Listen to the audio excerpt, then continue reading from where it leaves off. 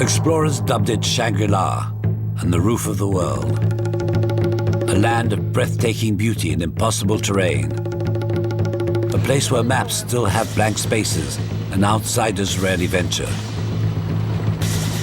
Here in this ancient realm of countless mysteries, a woman became determined to solve one of them. Hundreds of spectacular stone towers rise over the remote valleys of the Himalayas. Some in ruins, many still intact. Built perhaps near the time of Genghis Khan and the fierce Mongol conquest of Asia, the tower's history has been lost, forgotten to the ravages of time. Who built them, when and for what purpose? These were the questions that captured utterly the imagination of the Renaissance woman, Frederique Darragon.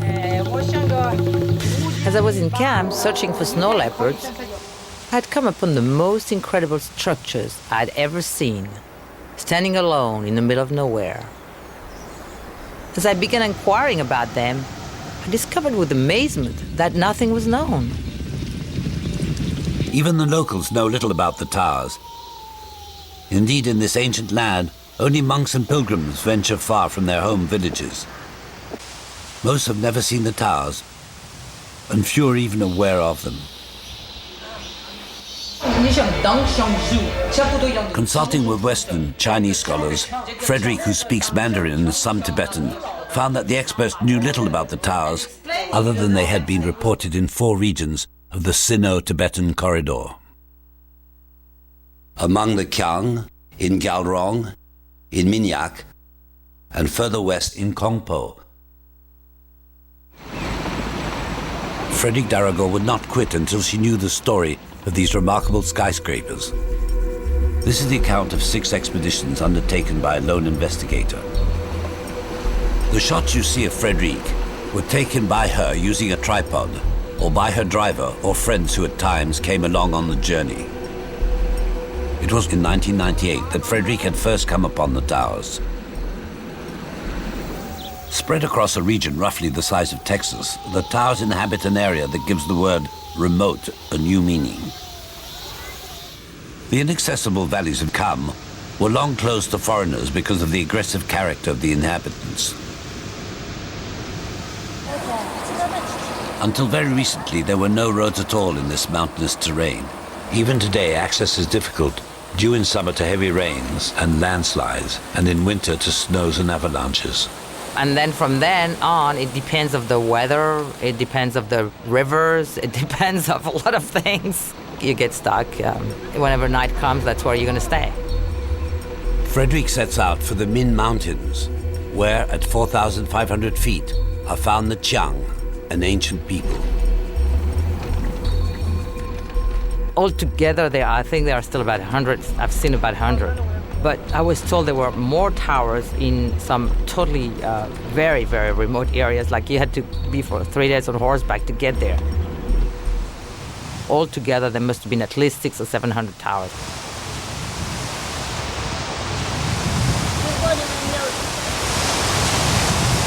Modern Qiang are descendants from an ancient group of tribes who lived around Lake Kokonor and were already mentioned 3,000 years ago in Chinese inscriptions.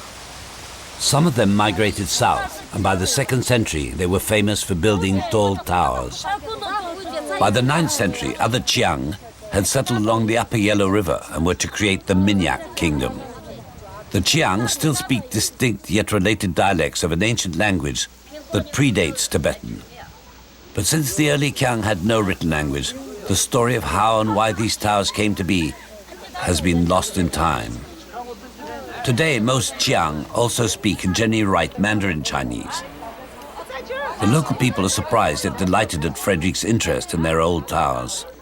This woman explains that her tower was partly destroyed by an earthquake long ago. She invites Frederique to see for herself and meet her husband, the village wise man.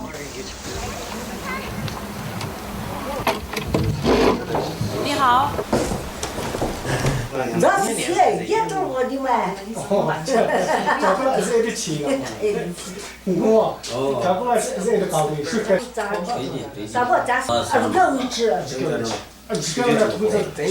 This tower seems also to have burnt, leaving no wood that can be dated by a carbon test. 然后包括这类型。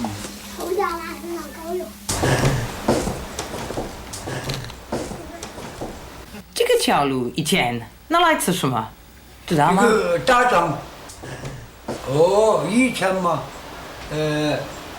弓箭嘛，这是耍弓箭的时候，别个来敌人来了嘛，他们就交流上去。那底下有个吧。 The woman points out a nearby village where Frederick might find old beams that could help date the structures.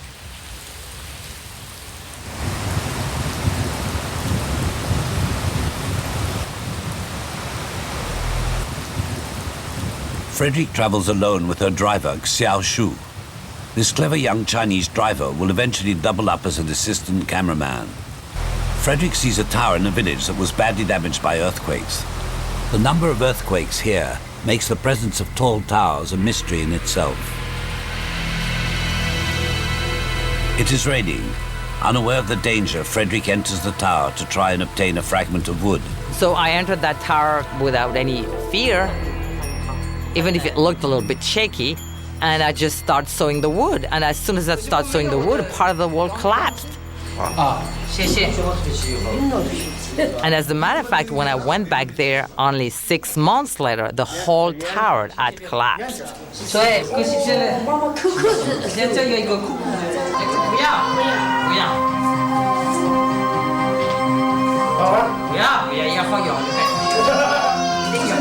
Lesson learned. One should never enter the towers when it rains.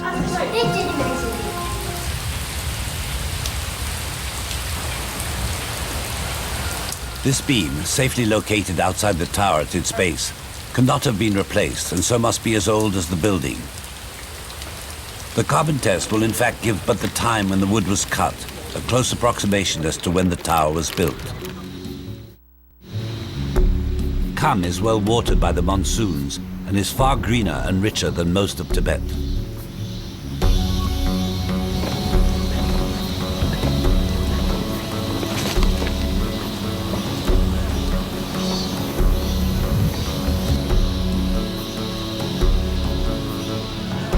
For centuries, this region was a no man's land, regularly invaded and sacked by warlords. Could this possibly explain the presence of so many towers?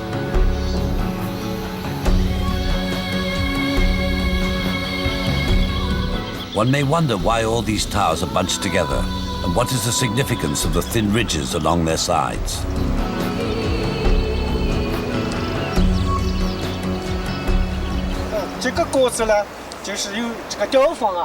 As a local explains, we Qiang build ridges on the walls as reinforcements against earthquakes. The more, the better. Such reinforcements have beyond doubt helped the towers stand up to the many tremors.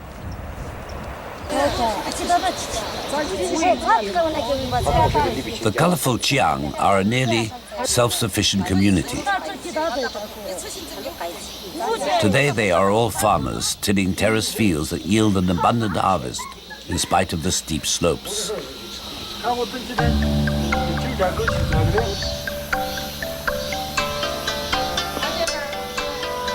Some can afford satellite dishes that will enable them to watch television.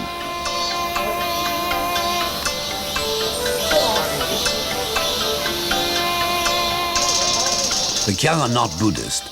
They venerate their ancestors and certain trees. They consider white stones sacred and a white sheep is essential to their rituals. Like the Tibetans and the related Tamangs of distant Nepal, they claim to be descended from the union of a monkey and a mountain-dwelling she-demon. These fine towers are not as tall as those once built by their ancestors. As the locals explain, after being defeated by the Chinese, the Qiang had to take refuge in the mountains and were forbidden by a Chinese emperor to build towers more than 50 feet high. The hardest part of Frederick's research so far is to find all the finger towers, as they have never before been charted, mapped, or even filmed. Frederick pursues a quest in the valleys inhabited by the Gyalrong. Every valley has a different dialect. People from one valley cannot understand people from the next.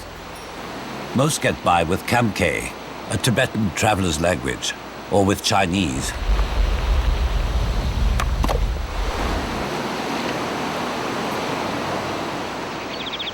At 9,000 feet, set along a rich plain at the meeting of two valleys, the village of Songgan proudly flaunts 4 towers.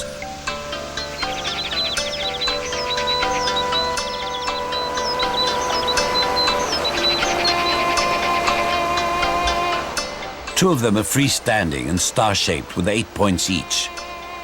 Amazingly, they are taller than modern 15-story buildings. In spite of prayer flags nearby, they are not religious structures. What then could possibly have been their purpose? Tibetan folklore tells us of a legendary kingdom whose queen lived in a very high tower. Could this be the magical place? Are these young women the descendants of the woman of legend who once ruled these valleys? This tower can now be accessed by newly built outer steps that lead to the door set 20 feet high above the ground. Beneath the door, the tower is solid stone. The floors have been restored. The windows seem to be made for defense and are too few for this tower to have been a residence. Ladders once linked the platform-like floors. Inside, the space is extremely narrow as the walls are very thick.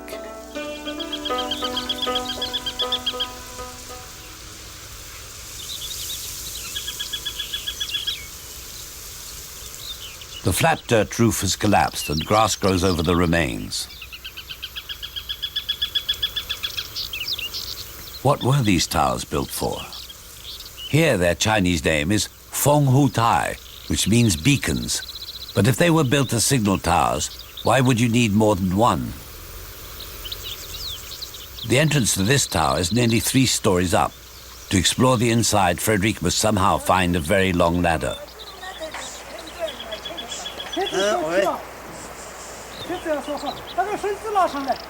The army in nearby Kham agrees to lend her the region's only tall ladder.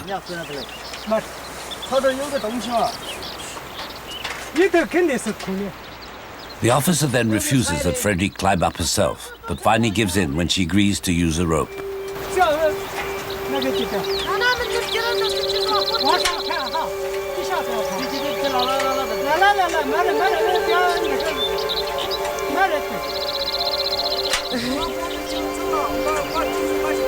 Okay, Mayor.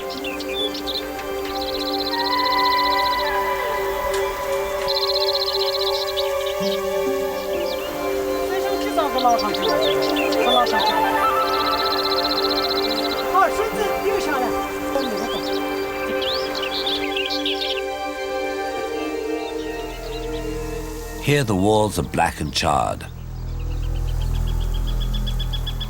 Carbon tests will reveal that these window beams are only 50 years old.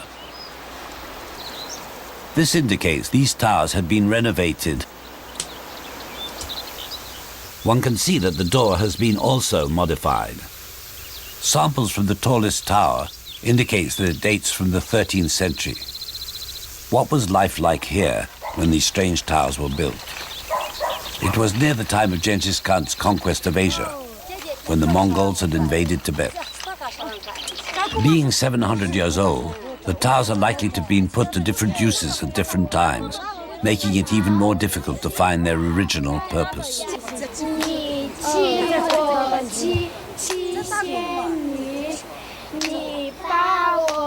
Today, the children sing in Chinese. Who knows what their language was here 7 centuries ago? Frederique hears of 2 towers further downstream in a nearby village. They might supply some answers.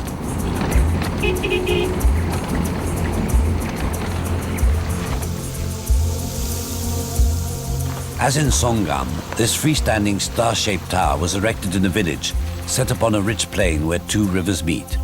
Could this be a clue? Whenever I heard of another tower, my heart would beat faster. I was hoping that the yet unseen tower was finally going to reveal its mystery. As in the Qiang villages, many houses here have buttress-like ridges against earthquakes. These ridges must be efficient, for the octagonal tower stands complete in spite of the frequent tremors, unlike the adjacent rectangular tower, which is severely damaged.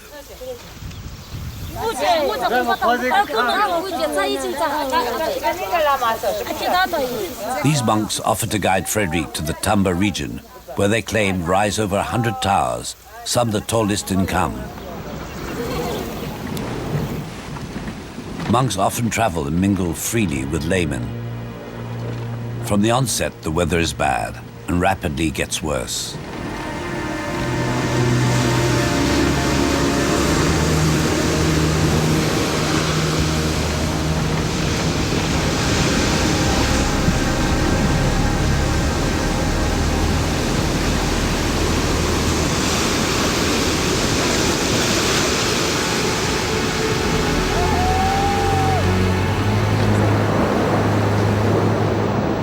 Soon, the water has gone completely wild, sweeping the road away and very nearly taking the car with it. Frederique has to turn back and find an alternate route to Tamba.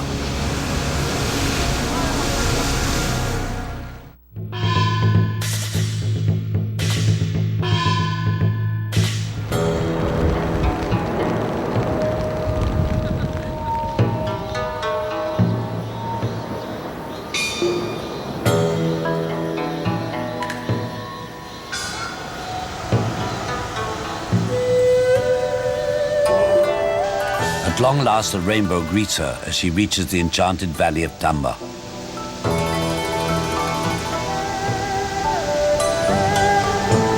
Here there is no central village. Dozens of majestic freestanding giant structures dwarf the houses. The tallest is around 160 feet. Everywhere towers rise up, hugging the steep slopes.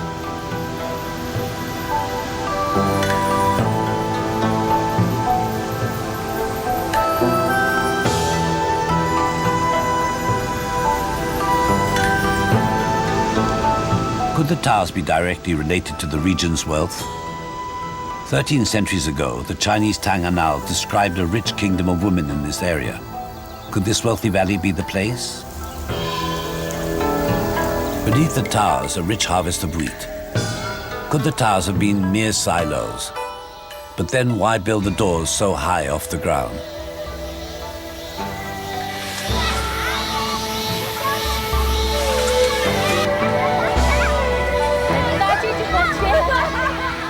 Abundance of water and a surprisingly warm microclimate at 7,000 feet above sea level has made this valley one of the richest of Kham. The land well deserves its Tibetan name, Shar Gyalmot Saporong, the hot valley of the Eastern Queen. Here there are 2 harvests a year, one of wheat and one of corn.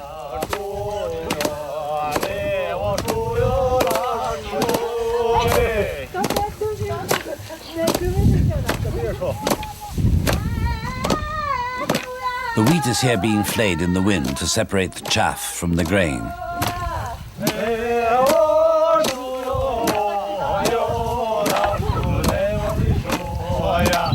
There is a time to sow and a time to reap. Abundance here, it seems, breeds happiness, and work is always accomplished to the tune of a song.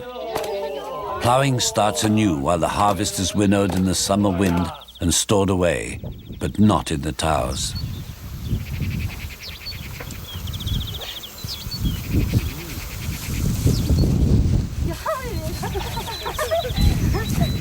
The grand size and elegance of all these houses speak of a rich egalitarian society, one in which each family may well have been responsible for its own safety, rather than depend upon a single chief. Were the towers built for defense? Certainly the houses were not.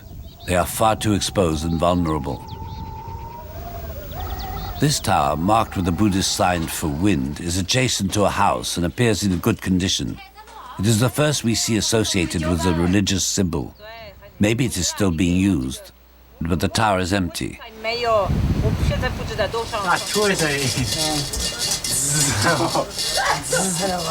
Carbon tests of a fragment of an old beam will reveal that this tower was built 630 years ago, give or take 70 years. It was built practically at the same time as those of Songan, but with a different technique, as here much more mortar was used to secure the stones. Many towers are built away from fields and houses, so they could not have been primarily silos or defensive structures.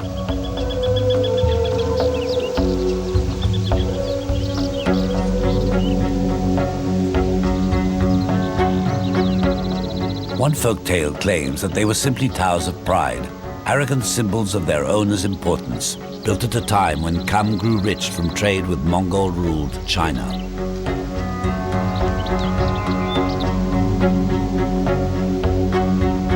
Legend has it that the base was built at the birth of a son, and a new story added at each of the boys' birthdays. Maybe because here earthquakes are rare, most of the towers are square. All the more reason to study this lone, large, star-shaped tower. 我现在5年5角没有，我想个5点半到6点可以，现在有很少的人，没有一次去。谢谢。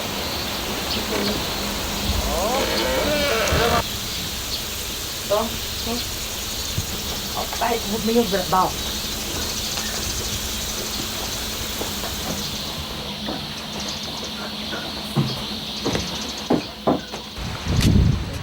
Fruit is found in great abundance in the area.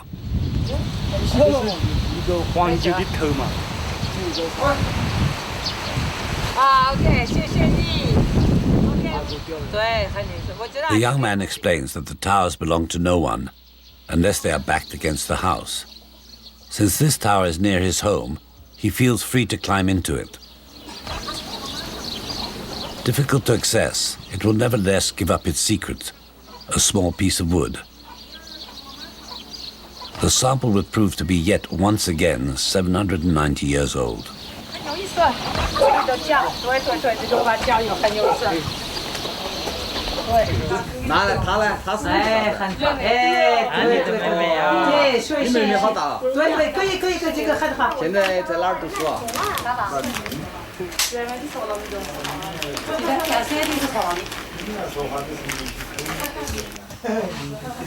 The swastika, found in many ancient cultures, represents for the Buddhists the symbol of permanence. The young woman of the house prepares hot breads prior to leaving for a festival in the valley.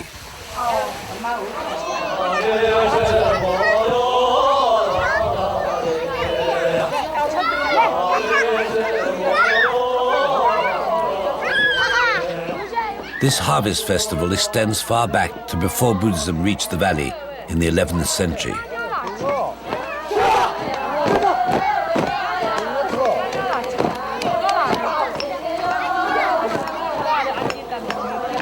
Today, Tamba stands at an uncertain crossroads between two worlds, that of its secretive past and its future in modern China.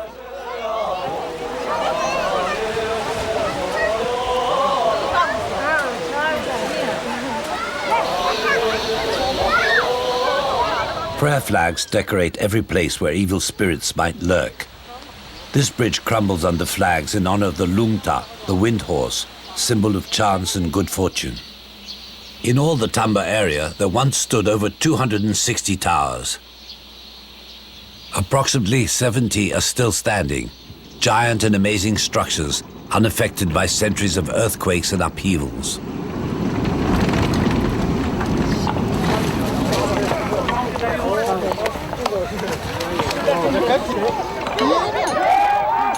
These young people from Gyalrong cheerfully repair the road by hand in the same way their ancestors built the hundreds of monumental towers without modern tools or machinery.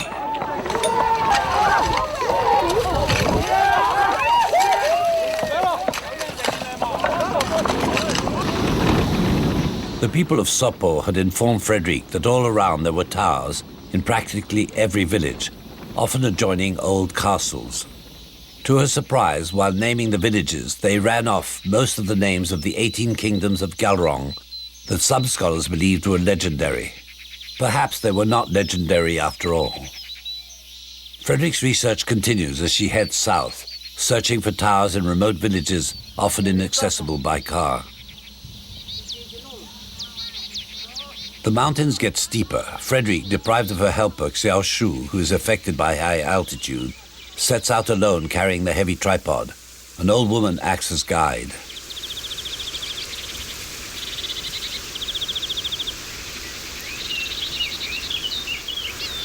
The presence of a fort close by could indicate that the tower served a purpose other than defense.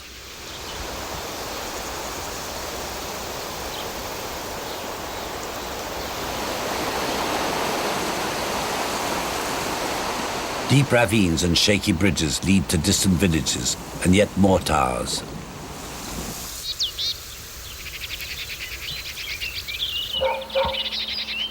At Pati, a great ruined castle stands in the village, far from a lone square tower.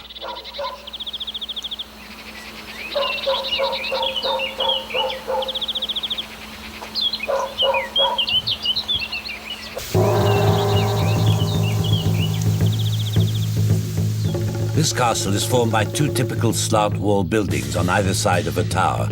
The space between the three buildings being filled to consolidate the whole.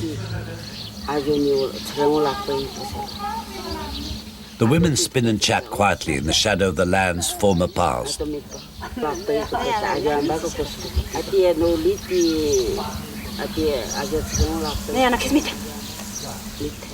Once these people were herders, and they've retained their nomad custom of wearing all their finery every day, wherever they go and whatever they are doing.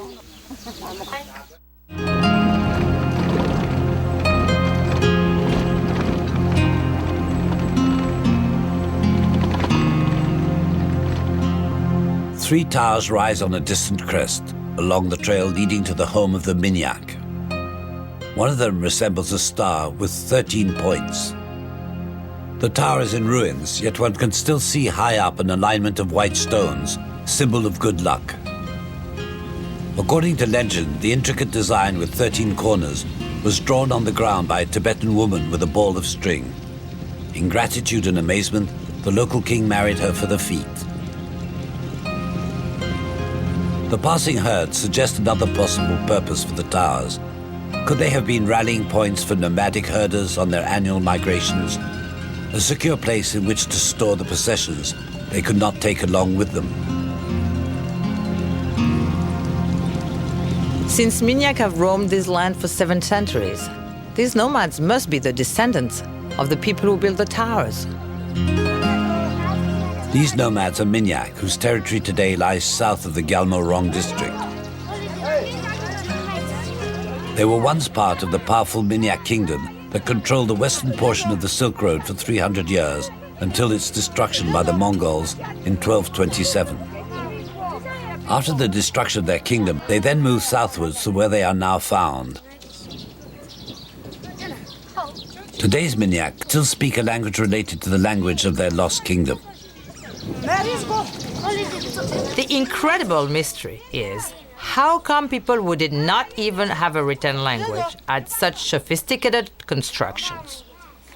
How were they able to find a way to build very tall towers that could also resist earthquakes? The black yak-haired tents are the only homes of the nomads as they move about ever in search for better pastures.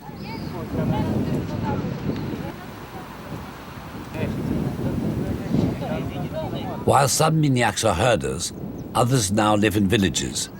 They often intermingle and share their produce, one exchanging butter and meat for the barley and peas of the other.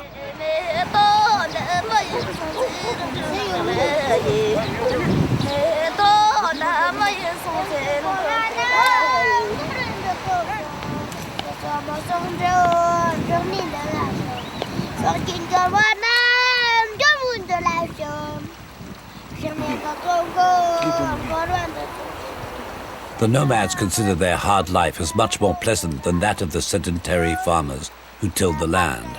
They prize their freedom and are quite well off, owning large herds of yaks.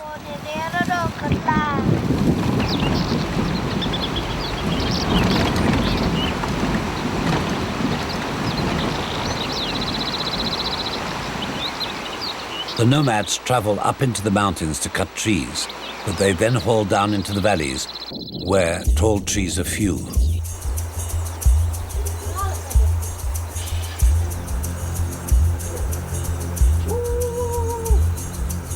Frederique has come to realize that it is in the wealthiest valleys that the towers are likely to be found.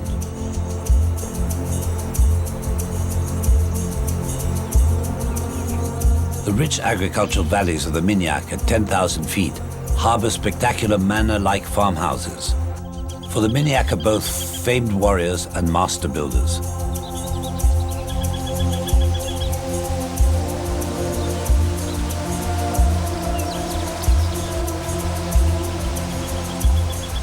This covered bridge is another fine example of the local architect's talents. Yet here, if horses can cross, cars cannot, and Frederique must proceed on foot.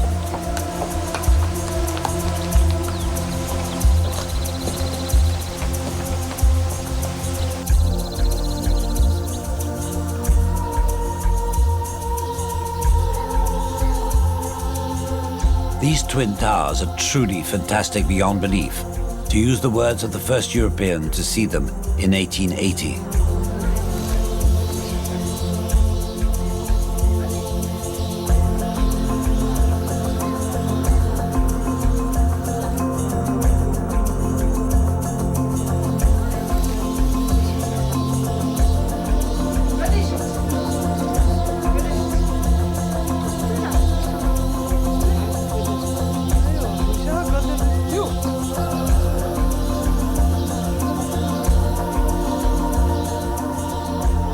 They are assembled of uncut stones, some of great size, perfectly stacked with very little mortar in between. It is an unbelievable achievement to have built such monuments, and that they have resisted hundreds of earthquakes. The builders were people with no written language, with no machines, and with only basic techniques. It just shows how resourceful human beings are. Each of the 16 sides is identical within a few inches.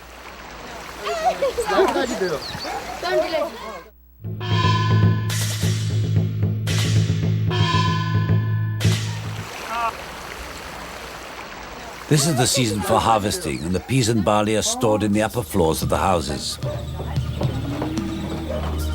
The homes are spacious, yet here again the towers seem to proclaim arrogantly the wealth of the community.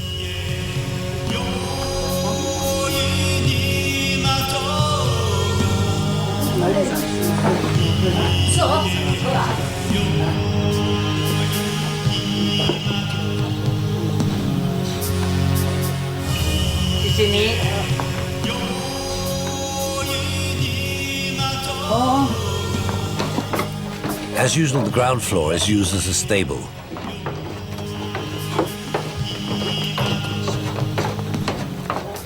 Having already made friends with the villagers on a previous visit, Frederique has no trouble finding volunteers to help her in her search.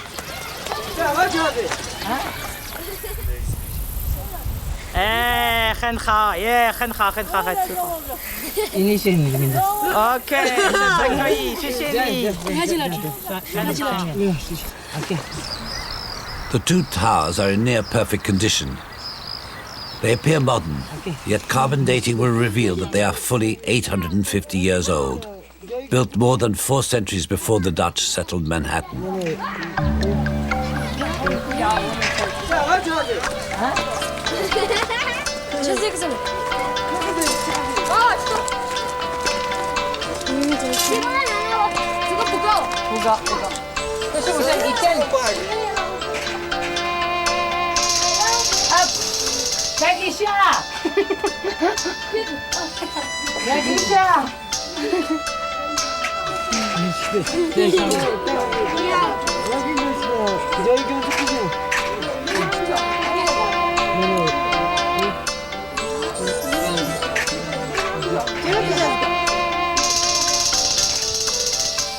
The windows here would seem ideal for firing arrows, as they allow an archer to stand in them, unlike some of the windows of other towers examined.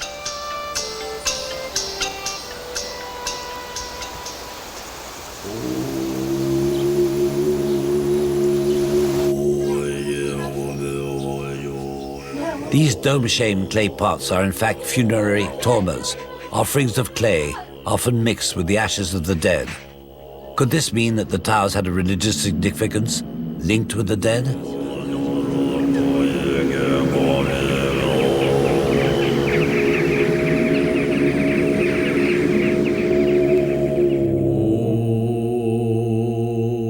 Tradition has it that the Miniak cut up their dead upon this stone slab, therefore contradicting the possibility of the use of the towers in this ceremony.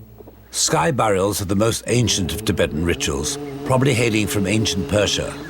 The body is cut up and served to the vultures, thus returning it into thin air, into the ether, one of the key components of man, along with earth, water, and fire. This ceremony has rarely been filmed and occurred while Frederique was studying the towers. These images, filmed with discretion, are a unique record of one of Tibet's most sacred rituals.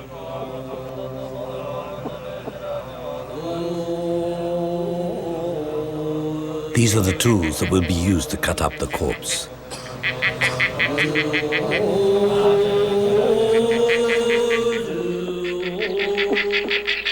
After praying for a fruitful reincarnation for the deceased, the monks retire as the vultures close in for their sinister funerary feast. A special caste of men, the Shempa, cut up the corpse.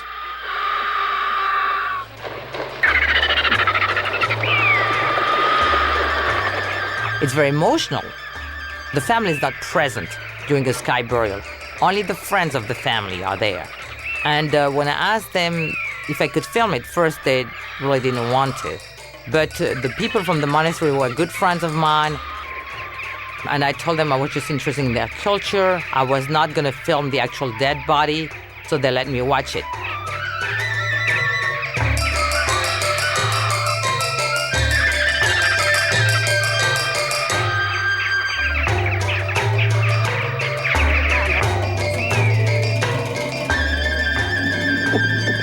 I did personally watch the body being cut, but I just didn't film it. The skull is crushed and the bones mixed with tsampa, roasted barley flour. Nothing, absolutely nothing must remain. I would like to be disposed in such a way. I'd rather be eaten by vultures than being eaten by worms anyway. They take you away in the sky. I think it's very poetic. Some of me would fly over those beautiful mountains. The body has now entirely vanished into thin air, and the mystery of the towers remains complete. Frederique pursues her search in the nearby monastery.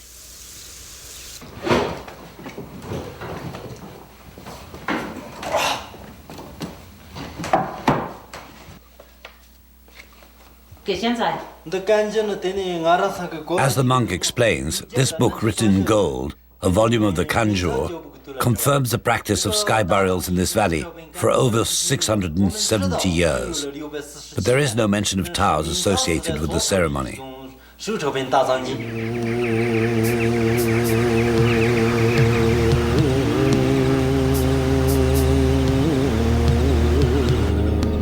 further complicate matters, Frederique learns of similar towers 400 miles to the west in Kongpo, part of the Tibet Autonomous Region.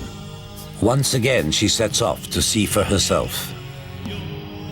Kongpo is a land of great alpine forests, where in spite of the high altitude, macaque monkeys are found in large numbers. Situated at 11,000 feet, Basum's Blue Lake is famous since it is often mentioned in Tibetan mythology. Little is known about the origins of the people of Basum, who now speak Tibetan, but whose dialect is distantly related to that of the Chiang languages. Once again, freestanding towers are found in a region whose dialect is related to the Chiang languages.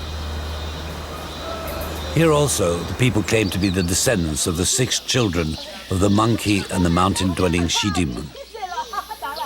The children of myth were hairy and had a tail that they lost when they learned to plant cereals and become farmers. Most women wear a medieval-like chasuble of wool.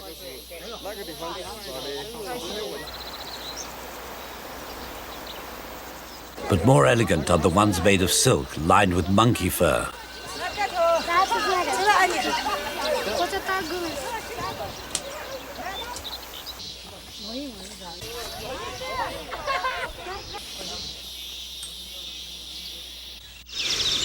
In 1935, the explorer botanist King de Maud counted more than 200 towers in Kongpo. Today, only a dozen are standing, most of them in ruins.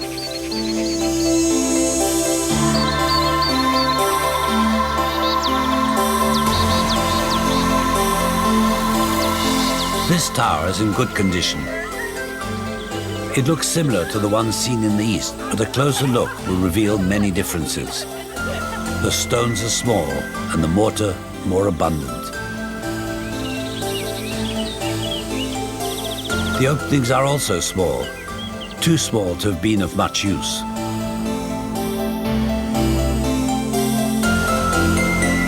The door is located at the base, making it easier to break into the tower.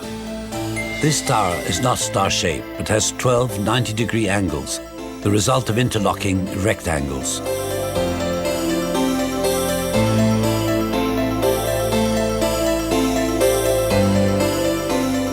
Carbon tests will reveal the Kongpo towers to have been built between the 10th and the 14th centuries.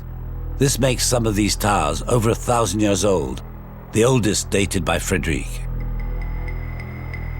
In between her 6 expeditions, Frederique in Paris, and then in the United States, analyzes her findings, cross-checking the history of the various regions where the finger towers are found. Slowly, the puzzle falls into place.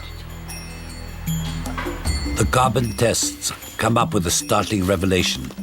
Except for the more recent, smaller Qiang towers, all the finger towers are ancient, built 600 to more than 1,000 years ago.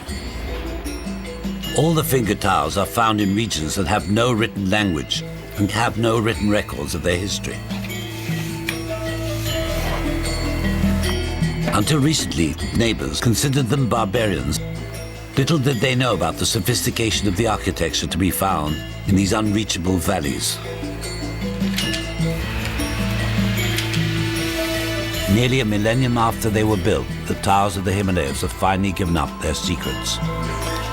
The towers, like the people, vary from one region to the next, so there is no simple answer as to their purpose. The Qiang towers have thin fins and are part of fortified villages and were essentially defensive structures.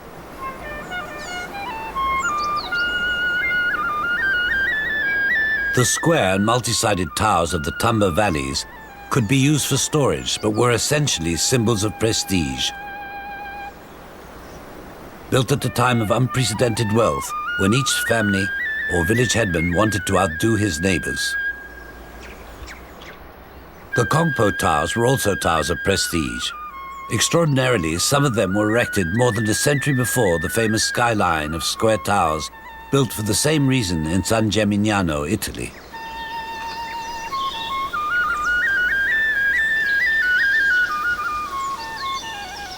Because they were erected on fertile plains where trade routes met, the 8-pointed star-shaped towers of Songam, Baisha, and the amazing twin towers of Remede in Miniak were without doubt arrogant trading posts.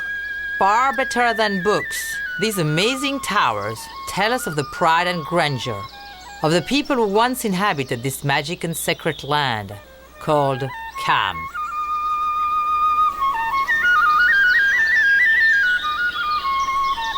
As a result of this research, these towers are being considered for an inscription on the UNESCO World Heritage List, recognition they very much deserve. Go